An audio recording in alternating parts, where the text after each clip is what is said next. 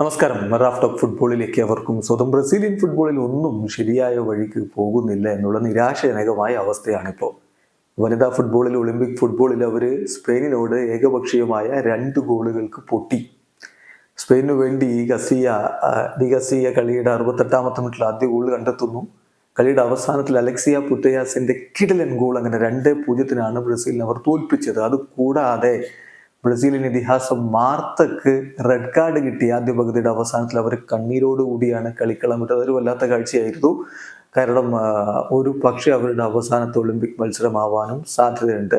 Brazil ഇങ്ങനെ തോറ്റ് ഗ്രൂപ്പിൽ 3-ാം സ്ഥാനത്തായി പോയെങ്കിലും ക്വാർട്ടർ ഫൈനലിലേക്ക് യോഗ്യത നേടിയിട്ടുണ്ട് എന്നുള്ളതാണ് ഏറ്റവും ശ്രദ്ധേയമായിട്ടുള്ള കാര്യം. അതാണ് അവർക്ക് പോസിറ്റീവായിട്ട് സംഭവിച്ചിട്ടുള്ള കാര്യം.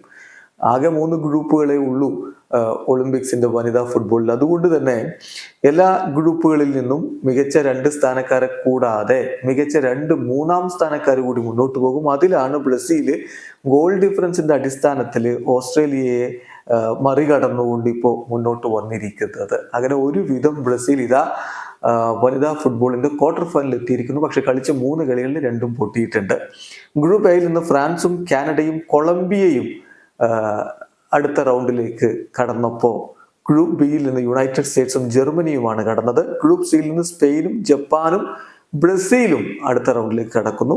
ഇതിൽ ബ്രസീലിന് ഒറ്റ കളി മാത്രമേ ജയിക്കാൻ കഴിഞ്ഞിട്ടുള്ളൂ എന്ന കാര്യം ശ്രദ്ധിക്കുക. എന്തായാലും ബ്രസീൽ ഇപ്പോൾ വനിതാ ഫുട്ബോളിൽ ഒളിമ്പിക്സിൽ ക്വാർട്ടർ ഫൈനലിലേക്ക് കടന്നിരിക്കുകയാണ്. ഇനി ക്വാർട്ടർ ഫൈനൽ മത്സരങ്ങൾക്കായിട്ടുള്ള കാത്തിരിപ്പാണ്. അവിടെ ബ്രസീലിന്റെ എതിരാളികൾ ശക്തരാണ്.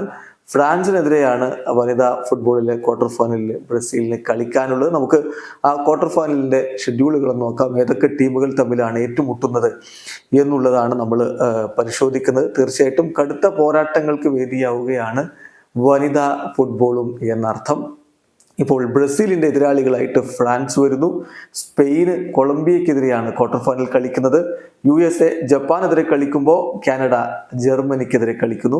ബ്രസീൽ വേഴ്സസ് ഫ്രാൻസ് മത്സരത്തിലെ വിജയികൾക്ക് എതിരാളികളായിട്ട് സെമി ഫൈനലിൽ വരിക സ്പെയിൻ വേഴ്സസ് കൊളംബിയ മത്സരത്തിലെ വിജയികളായിരിക്കും.